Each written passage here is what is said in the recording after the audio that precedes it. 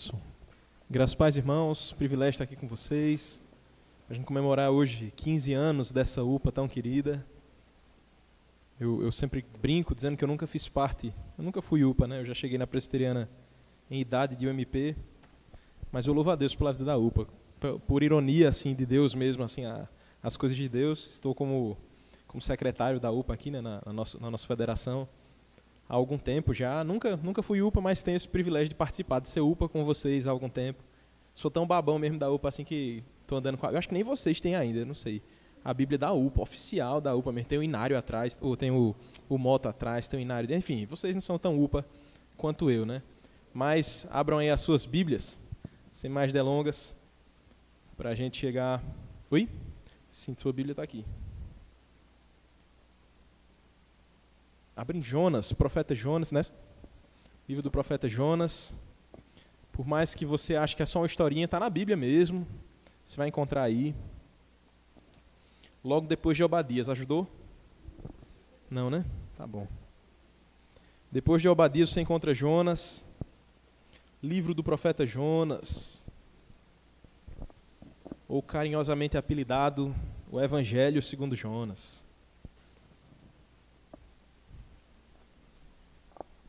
A gente vai ler do verso 17 do capítulo 1 até o finalzinho do capítulo 2. Não é muito longo, não, mas exige muita atenção. É um texto que a gente já conhece, mas muitas vezes não extrai as verdades tão profundas que tem nele. Se você encontrou, eu peço que reverentemente você leia a palavra de Deus comigo nesse momento. Jonas 1,17 diz assim: Deparou o Senhor um grande peixe para que tragasse a Jonas. E esteve Jonas 3 dias e 3 noites no ventre do peixe. Capítulo 2. Então Jonas, do ventre do peixe, orou ao Senhor seu Deus e disse: Na minha angústia clamei ao Senhor. Ele me respondeu. Do ventre do abismo gritei, e tu me ouviste a voz, pois me lançaste no profundo, no coração dos mares, e a corrente das águas me cercou. Todas as tuas ondas e as tuas vagas passaram por cima de mim. Então eu disse: Lançado estou de diante dos teus olhos. Tornarei porventura a ver o teu santo templo. As águas me cercaram até a alma, e o abismo me rodeou, e as algas se enrolaram na minha cabeça. Desci até aos fundamentos dos montes, desci até a terra, cujos ferrolhos se correram sobre mim, para sempre. Contudo, fizeste subir da sepultura a minha vida, ó Senhor meu Deus. Quando dentro de mim desfalecia a minha alma, eu me lembrei do Senhor. E subiu a ti a minha oração no teu santo templo. Os que se entregam à idolatria vã abandonam aquele que lhes é misericordioso. Mas com voz do agradecimento eu te oferecerei sacrifício. O que votei, pagarei. Ao Senhor pertence a salvação. Falou, pois, o Senhor ao peixe, e este vomitou a Jonas na terra. Curva sua cabeça, vamos orar nesse instante. Senhor, te pedimos que, diante da Tua palavra, te pedimos que com muita fé, com corações quebrantados diante da Tua presença, o Senhor fale conosco. Por meio do Teu Santo Espírito, ilumina a nossa mente, desvenda então os nossos olhos para que possamos contemplar as maravilhas da Tua lei.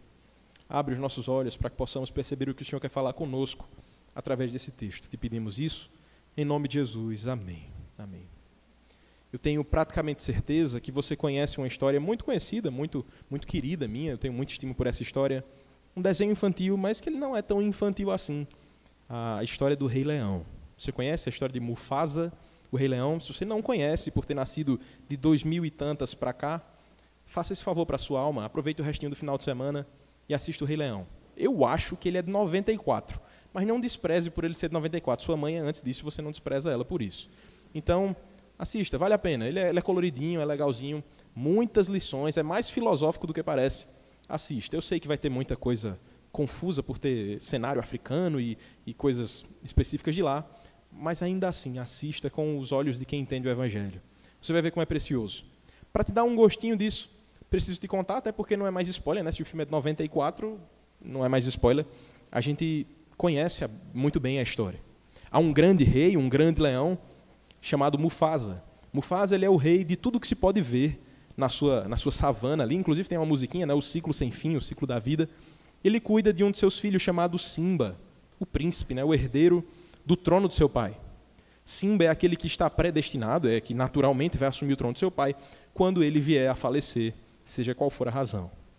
Enquanto Simba não valoriza os ensinos de seu pai, que com muito tradicionalismo e com muitos princípios e valores busca trazer uma educação de valor para aquele jovem leãozinho, ele vive se aventurando de uma maneira desregrada. Afinal, ele é um pequeno leão, ele ainda é imaturo, inconsequente e vive na sua ânsia por propósito, buscando algo que lhe dê prazer. Enquanto Simba aproveita a sua juventude, o seu tio Scar, um leão mais velho, meio amargurado, meio ranzinza, não está aproveitando a vida. Ele está tramando a morte do seu irmão, está tramando a morte de Mufasa. Scar trama essa morte e a consuma, enfim. No momento em que ele assassina o seu irmão de modo muito cruel, assassina Mufasa de modo muito cruel, ele faz parecer de alguma maneira que a culpa da morte de Mufasa é do jovem leão, Simba. Aquele leãozinho que, com muita imaturidade e muita inexperiência, não tinha escutado muito bem os conselhos de seu pai, não tinha aprendido e não tinha conhecido e amado seu pai, agora não sabe mais o que fazer.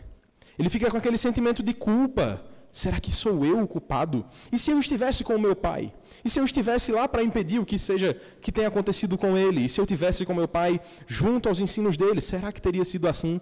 Aquele pequeno leão, tomado pela culpa, tomado pelos medos, não vê outra alternativa e foge. Ele abandona o reino do seu pai.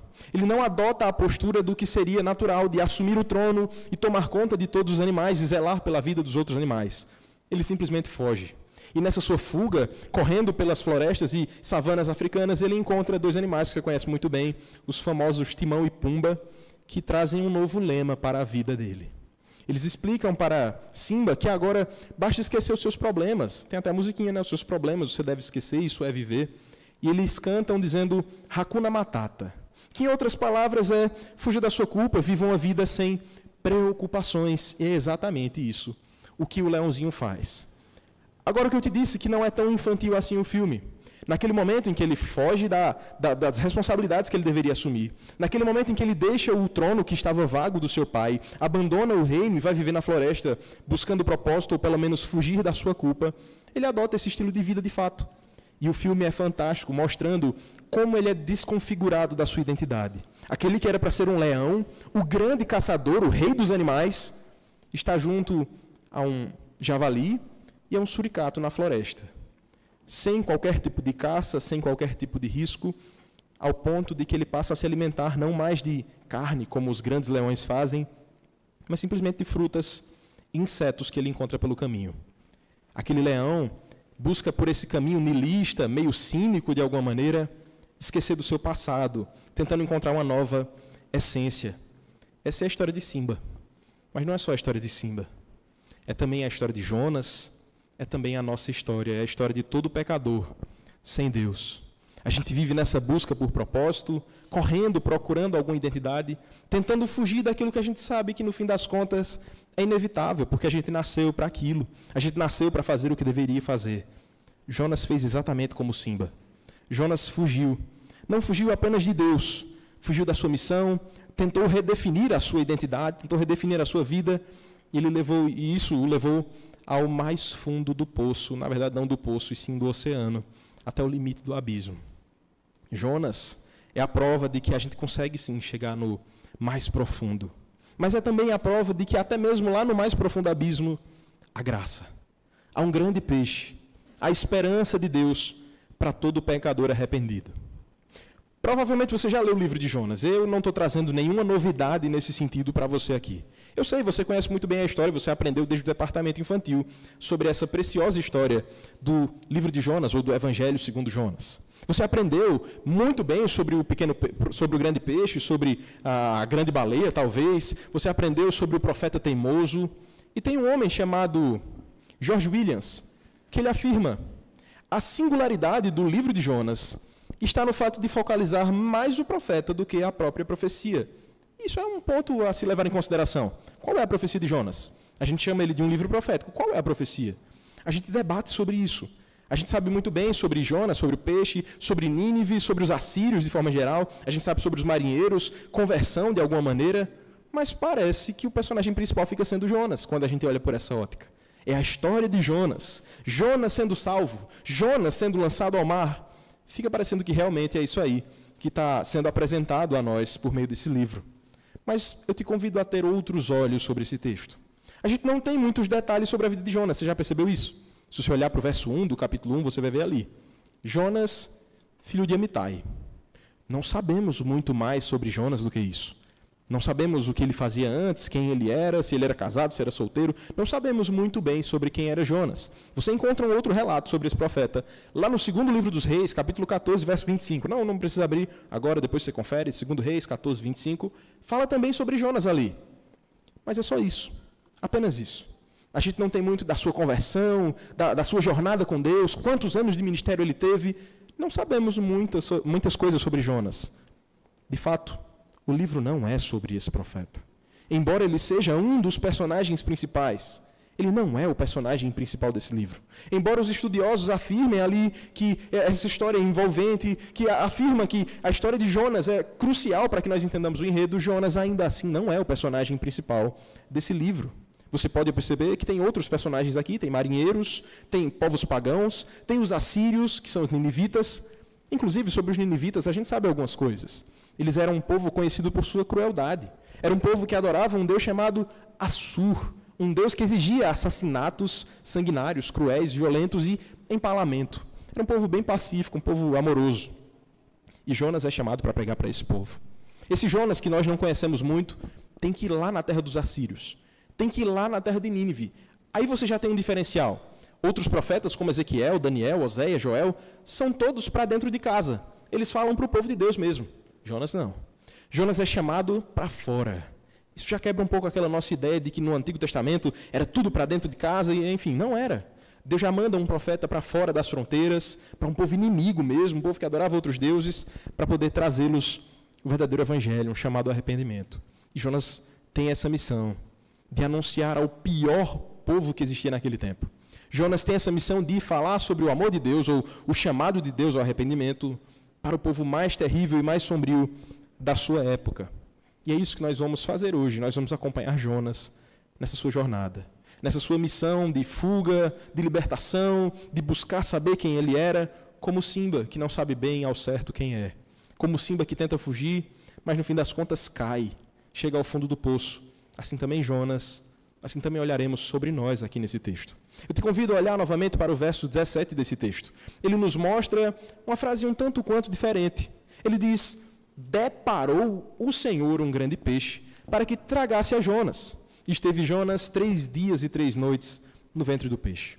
Parece brincadeira, você conhece a história, não conhece? Parece brincadeira. O profeta, curiosamente, estava com tudo dando certo. Estou fazendo com aspas, tá? Estava tudo dando certo na vida do profeta. Ele escuta o chamado de Deus, lá no verso 1 e no verso 2. Deus fala com ele e diz: Jonas, dispõe-te, vai à grande cidade de Nínive e anuncia lá a minha palavra. Fala com eles lá, diz que a maldade deles chegou até mim. Jonas se dispõe, é o que diz o verso 2 e 3. Jonas se dispõe, mas para fugir da presença de Deus. E ele consegue. Curiosamente, as coisas estão dando certo para o lado de Jonas. Ele diz: eu quero fugir de Deus, sai com as suas poucas coisas lá, encontra exatamente o barco que ele precisava, no horário exato que ele chega lá no porto, na embarcação, ele consegue esse horário, consegue o barco lá adequado, ele tem exatamente o valor da passagem, tudo estava, por coincidência, dando certo na vida de Jonas. Olha só que maravilha, fugir de Deus, escapei de Deus, as coisas se encaixaram, se alinharam numa ordem cósmica aqui, e tudo deu certo para eu fugir da presença de Deus. Jonas estava em alto mar. Naquele barco ele descansa lá no convés, enquanto todo mundo lá em cima está apavorado com uma grande tempestade, que o texto vai dizer que quase leva o barco a pique, quase destrói aquele barco, e Jonas está lá na maior paz, dormindo. Eu acho que Jonas sente a mesma paz que Cristo, não é, lá no barco? Que dorme? Não, acho que não. Acho que não. A paz de Cristo lá no barco, enquanto os discípulos estão na tempestade, é de um Cristo que descansa sabendo que fez a vontade de Deus. Essa paz que Jonas sente no barco é aquela paz de quem quer fugir de Deus mesmo. Estou ganhando, Deus não está me vendo, Deus não está sabendo onde eu estou aqui calado, escondido aqui embaixo. Mal sabia ele que o poderoso arco e a poderosa flecha de Deus já tinham sido lançadas contra aquele barco no meio do oceano. Deus não precisou de Waze, não precisou de GPS e acerta exatamente o barco de Jonas. A ponto de que todos os marinheiros pagãos, você pode olhar no seu capítulo 1 aí, todos os marinheiros pagãos, cada um adorava o seu Deus ali. Deus X me ajuda, Deus Y me ajuda aqui. E nada acontecia. Até que o líder daquele barco olha lá embaixo e diz, opa, tem um caba dormindo aqui embaixo. Tá vendo não que a gente está quase morrendo? Levanta aí, invoca o teu Deus. Olha a sacada. Todos eles estavam em oração. Eu sei, são falsos deuses. Mas ele chama Jonas para orar e falar com o seu Deus. E você não vê resposta de Jonas. Você não encontra Jonas falando com Deus ainda no primeiro capítulo. Você só encontra Jonas fugindo mesmo da presença de Deus. Até o momento em que ele explica, ele que não queria trazer conversão, trazer evangelismo, trazer anúncio a esses inimigos, a esses povos pagãos, ele agora é obrigado a dizer, eu sou Jonas, eu sou um hebreu, eu sirvo ao Deus vivo, e se você olhar direitinho, no final do capítulo 1, ele diz que serve ao Deus que é dono, que é autor dos céus, da terra e dos mares. Esse cara só pode ser louco. Como assim, Jonas? O teu Deus é o Deus dos mares, da tempestade e tudo. Tu está tentando fugir dele. Tá maluco, é? Vai matar a gente. Jonas, faz alguma coisa aí, ora esse Deus. E você encontra a resposta de Jonas. Quando eles perguntam, o que é que a gente faz para acalmar essa tempestade? Jonas não diz assim, eu vou orar, eu vou falar com Deus, vou pedir perdão a Ele, Ele vai acalmar a tempestade. Ele não fala isso. Ele diz, só se vocês me jogarem no mar. Só se eu morrer, essa tempestade se acalma. Jonas está dizendo, de todas as formas, eu não vou falar com Deus. Eu não vou me curvar diante desse Deus. E os homens, com muito temor, dizendo, não quero ser responsável pela morte desse homem, lançam Jonas ao mar. Aparentemente, parece uma virada de chave aqui, uma curva que aconteceu aqui. Estava tudo dando certo na vida de Jonas, agora ele foi lançado em alto mar. Não dava mais para fugir de Deus. E agora, será que Jonas sabia nadar? Quanto tempo ele ia conseguir nadar? Nem adianta. Por que ele ia ter que nadar se uma hora ele não ia conseguir chegar em alguma terra firme, em algum lugar para escapar? Era praticamente o fim da vida de Jonas. Em poucos instantes passaria algum tubarão e o tragaria, ou de alguma forma ele ia cansar de se esforçar ali, os seus músculos iam fadigar, ele ia morrer. Não sei, a tempestade ia pegar ele de alguma forma. Para os marinheiros, era o fim da vida de Jonas. Para Jonas, parece que era o mesmo também. Você pode olhar aí no verso 1 do capítulo 2. Quando ele pensa que estava morto, o texto diz, então Jonas, do ventre do peixe, orou ao Senhor, seu Deus. Olha só, que grande ironia do texto. Passa o capítulo 1 inteiro, fugindo da presença de Deus. Não quer falar com Deus de maneira nenhuma. Deus arranja um gabinete móvel. Deus providencia um espaço ali, uma espécie de Uber celestial, que captura Jonas e diz, está indo aonde, meu querido? Está fugindo para onde? Aqui há um eco daquele famoso Salmo 139, em que nós vemos Deus capturando o seu profeta e conversando com Jonas. O verso 2 fala sobre isso, e disse na minha angústia, clamei ao Senhor, e Ele me respondeu. Do ventre do abismo gritei, e tu me ouvistes a voz. Aquele homem que passou o tempo todo fugindo de Deus, agora dependia dele, dependia do Senhor. O Senhor é minha última chance, o Senhor é tudo que eu tenho. Se o Senhor não me atender, eu já morro aqui mesmo nesse oceano. E ele clama a Deus, ecoando mais uma vez as palavras do Salmo 139. Para onde me ausentarei do teu espírito? Para onde fugirei da tua face? Se subo aos céus, lá estás. Se faço a minha cama no mais profundo abismo, lá estás também. Até mesmo quando a gente fracassa. Até mesmo quando a gente chega no mais profundo abismo. Até mesmo no inferno dos nossos lamentos e fracassos e dores. Você pode clamar ao Senhor. Você pode gritar, como Jonas diz aí, que Deus escuta a sua oração. E lá no mais profundo abismo, no mar mais profundo, ele encontra esse Deus. O verso 3 diz assim, pois me lançastes no profundo. Olha os termos que ele usa. Me lançastes no profundo, no coração dos mares, e a corrente das águas me cercou. Todas as tuas ondas e as tuas vagas passaram por cima de mim.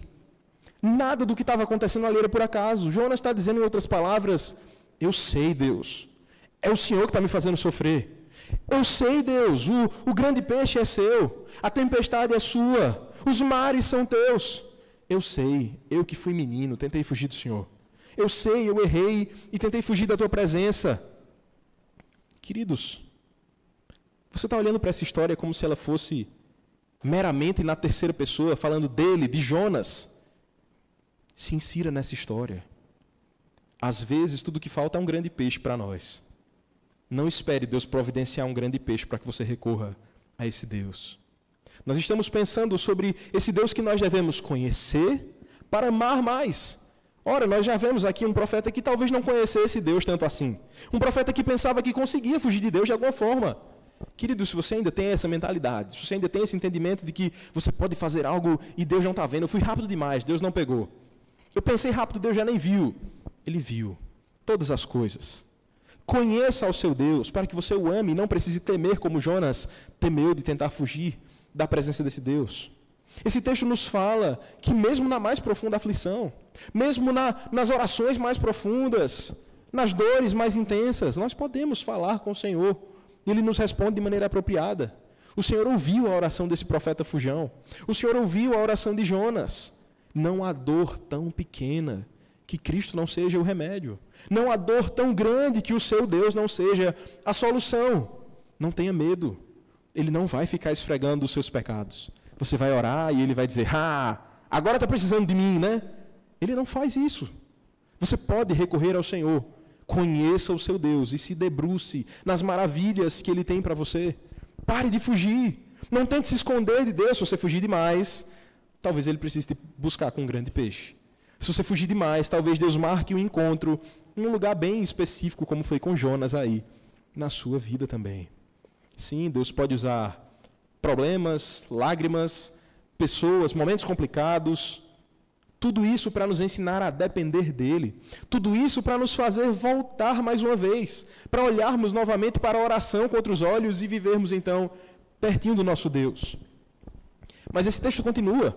Olhe para o verso 4 até o verso 7. Nós veremos agora uma outra nuance desse texto que fala sobre a misericórdia de Deus. Ele diz no verso 4, então eu disse, lançado estou de diante dos teus olhos, tornarei porventura a ver o teu santo templo?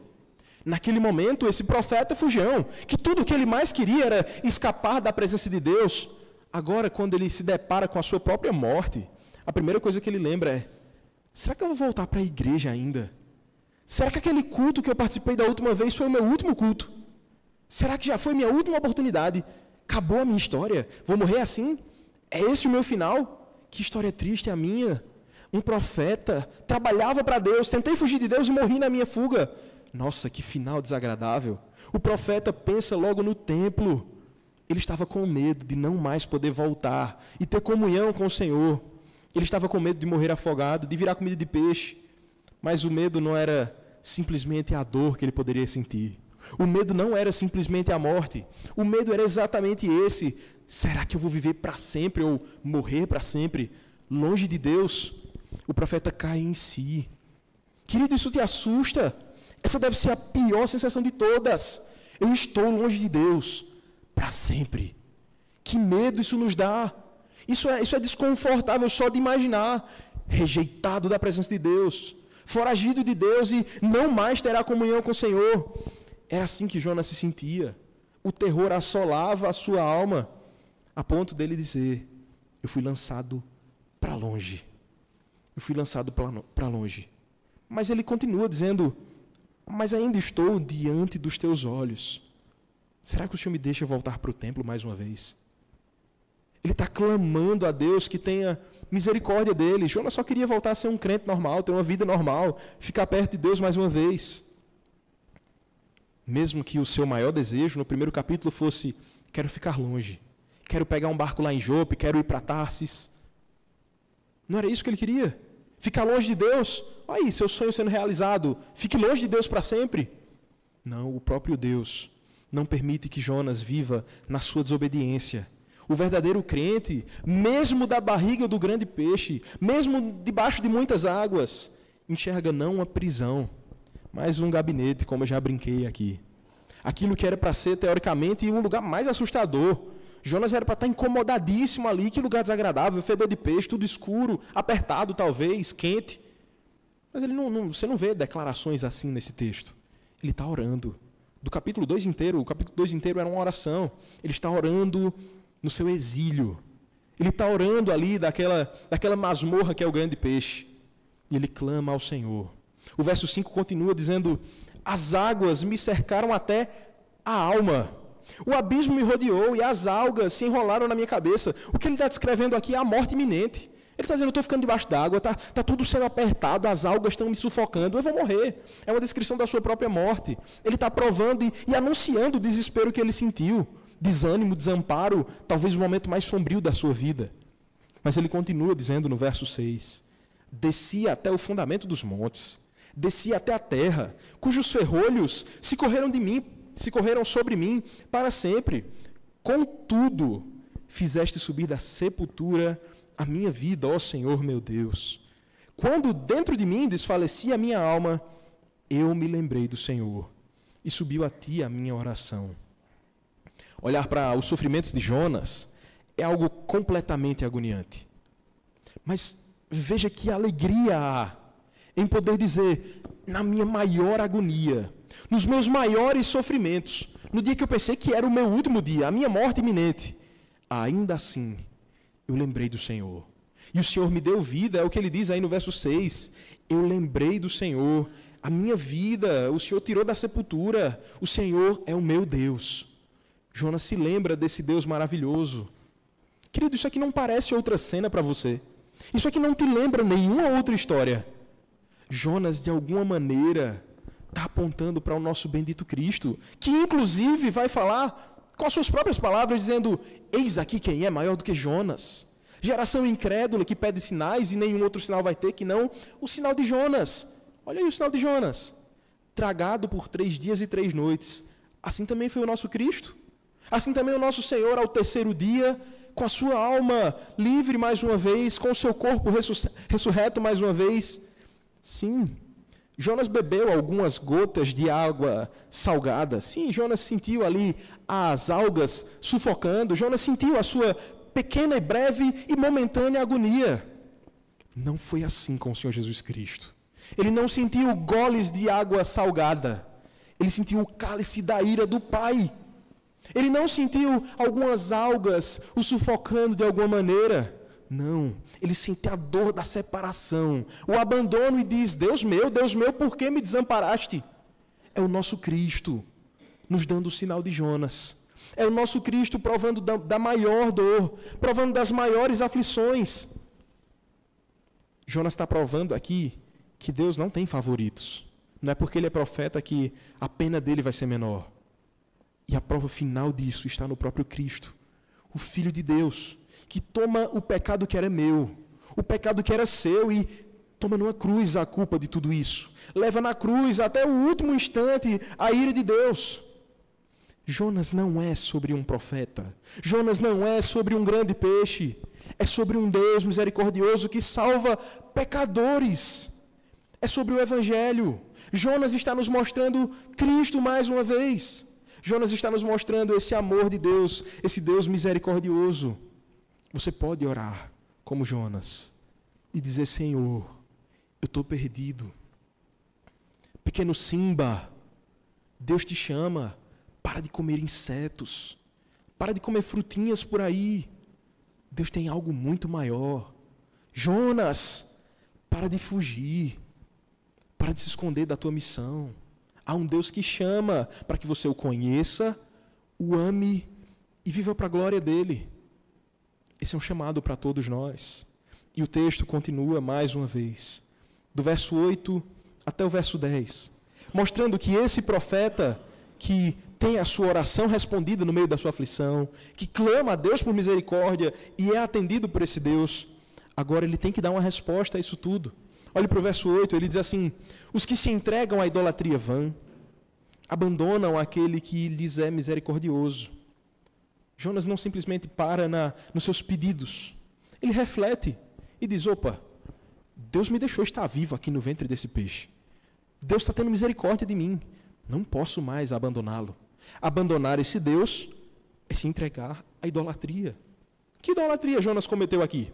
Você encontra nesse texto algum poste ídolo sendo adorado? Você encontra Jonas falando sobre dinheiro, talvez, para que ele idolatrasse o dinheiro. A idolatria de Jonas era ele mesmo. Ele idolatrava a sua própria vida, as suas próprias convicções, ao ponto de dizer, jamais eu vou lá pregar para os ninivitas, jamais eu vou lá pregar para os assírios.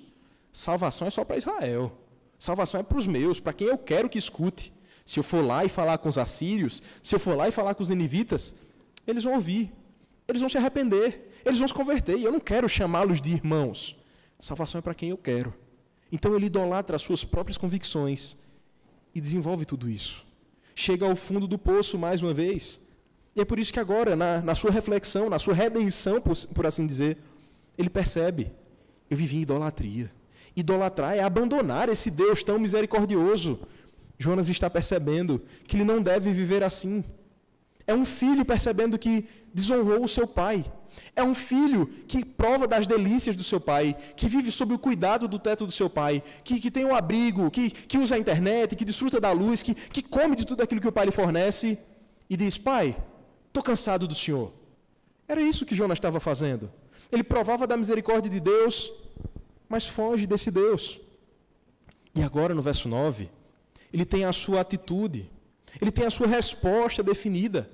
Ele diz, mas com a voz do agradecimento, eu te oferecerei sacrifício. Que sacrifício é esse?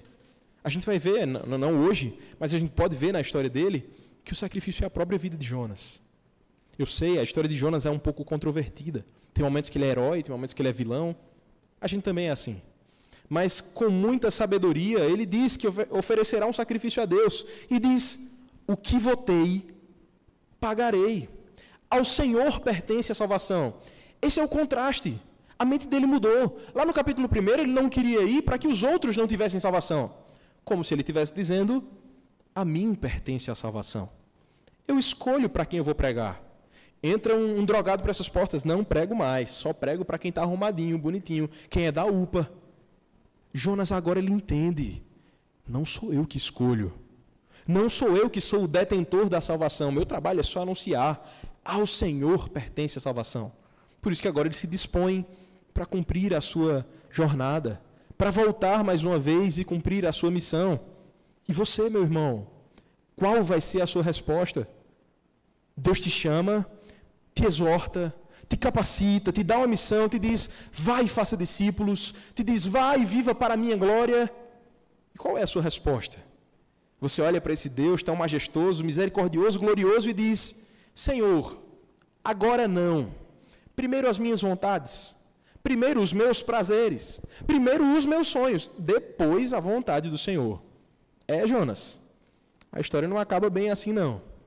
Deus sempre dá um jeito de trazer o seu Jonas de volta. Se você é filho, se você é Jonas, ele vai te puxar. Não adianta você tentar fugir desse Deus por muito tempo, ele sempre nos encontra. Lembre das promessas que ele te fez.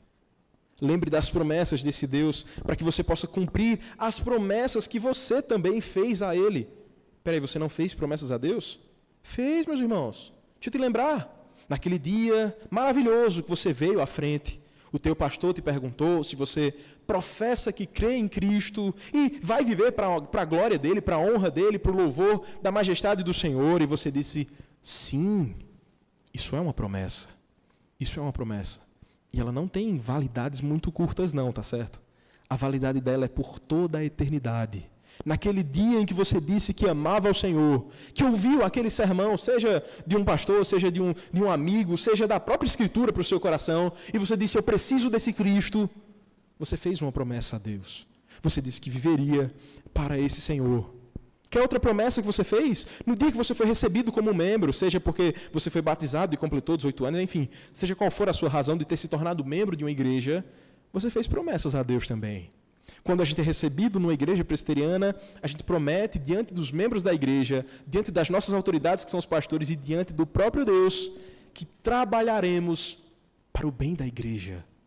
Que eu vou me desgastar para o bem da igreja de Cristo. Isso tem muitos aspectos, nas nossas finanças, nas nossas orações, na participação dos eventos, de muitas maneiras. Mas eu estou te lembrando que você fez promessas a Deus. A gente faz promessas ao Senhor e são essas promessas em que a gente tem que honrar. A mesma promessa de que quando Cristo nos chama, nós dizemos, eu amo esse Cristo. Você promete que ama a Ele mais do que os seus próprios pecados. Você tem que lembrar dessas promessas, para que assim como Jonas, você diga, o que eu votei, pagarei. Ao Senhor pertence a salvação. Deus não te deve nada.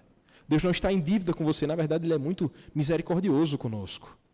E é por isso que a prova final dessa misericórdia, depois que Jonas encerra a sua oração, aí no verso 9, o Senhor responde de maneira muito rápida, no verso 10. Falou, pois, o Senhor ao peixe, e este vomitou a Jonas na terra. Acabou a corrida do Uber. Acabou o tempo ali do gabinete, a sessão do gabinete pastoral ali, Deus e Jonas, aquela conexão ali, encerrou. Deus entendeu que Jonas agora estava capacitado para a sua missão. Ele agora está enviado. Aqui não diz que o peixe deixou ele em Nínive, tá certo? Mas ele lança Jonas em terra. E agora Jonas tem essa mentalidade de, eu vou obedecer ao meu Deus. É assim que nós devemos viver. Responder ao Senhor com a nossa vida. Você conhece a Deus?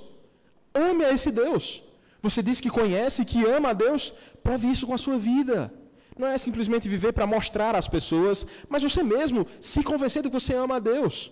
Ora, como você diz que ama a Deus se não ama aqueles irmãos a quem você vê? Como você diz que ama a Deus que é invisível e não cuida da sua família da fé? Nós precisamos conhecer mais a Deus para que possamos amá-lo cada vez mais. Por fim, eu gostaria de caminhar para esse encerramento trazendo uma única lição desse texto. Eu sei que ele nos proporciona muito mais do que uma. Mas uma lição aqui nesse texto claríssima, que salta aos nossos olhos. Nós somos chamados à reconciliação, mesmo quando imperfeitos. É isso que está acontecendo aqui com o profeta Jonas. Eu queria muito poder te dizer, você ouviu esse sermão, entendeu? Vá lá e viva a sua vida do jeito que você quiser. Mas não é assim que funciona. Vá lá e não peque mais, não vai funcionar assim. Porque eu sei que talvez demore um pouco, mas eu vou tropeçar. Você vai tropeçar em alguma coisa, talvez em assuntos antigos. Mas para você, pequeno Jonas, para mim, a palavra de Deus nos mostra que há esperança do renovo. Que há esperança de reencontrarmos esse amor de Deus, seja em um ambiente público como esse, ou seja na mais profunda escuridão dos seus pensamentos. Deus está sempre acessível. Deus está sempre perto e Ele nos chama para que possamos ouvir a sua voz e atender esse chamado que Ele nos tem feito. Sim, eu sei que você não é perfeito, mas você tem um Cristo que é perfeito. E é capacitado por esse Cristo perfeito, que nós, imperfeitos, podemos cumprir a perfeita missão de Deus. A perfeita missão que Ele nos vocacionou para cumprir. O perfeito que se entrega pelos imperfeitos, o justo que se entrega pelos injustos, para que agora nós, injustos, justificados por esse Deus, possamos viver em justiça, anunciando a bondade desse Deus nesse mundo, anunciando a reconciliação que esse Cristo chama. Queridos, Cristo é a esperança para os que estão no fundo do poço. Você está no fundo do poço? Não? Tem muita gente que está. Sua vida está bem, maravilhosa? Que bom!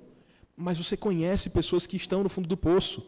E não é o seu trabalho ir lá resgatar. Mas é o seu trabalho anunciar o Cristo que resgata, que tira pecadores do mais profundo lamaçal do pecado. É você que vai lá e anuncia o Cristo que é luz para os que andam em trevas. O Cristo que é paz para os que estão desesperados nesse mundo. Querido, é você que anuncia Cristo. O Cristo gracioso, que traz paz e graça para os que estão no mais profundo abismo. Você lembra de Simba, o leão que eu te contei no começo do nosso momento aqui? Simba, ele tem um momento de redenção na sua história. Te convido mais uma vez, assista o filme com os olhos da fé, você vai ver. Quando Simba está lá naquela floresta, brincando, vivendo como uma eterna criança, comendo frutas, comendo insetos, vivendo Hakuna Matata com Timão e Pumba, ele encontra uma leoa, uma grande leoa desenvolvida, Nala, uma amiga da sua infância. E Nala confronta Simba, até mesmo fisicamente, é uma cena de briga ali no filme.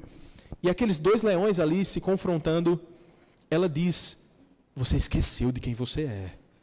Você deixou para trás todo o reino. E ela convida Simba a poder voltar.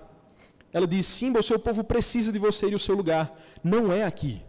Simba, depois de muitas nuances, tentando se reencontrar, ele até conversa com o Rafiki, um dos macacos do filme, e ele busca alguma forma de reencontrar a sua própria essência, a sua própria identidade, e com muita sabedoria, aquele macaco diz a Simba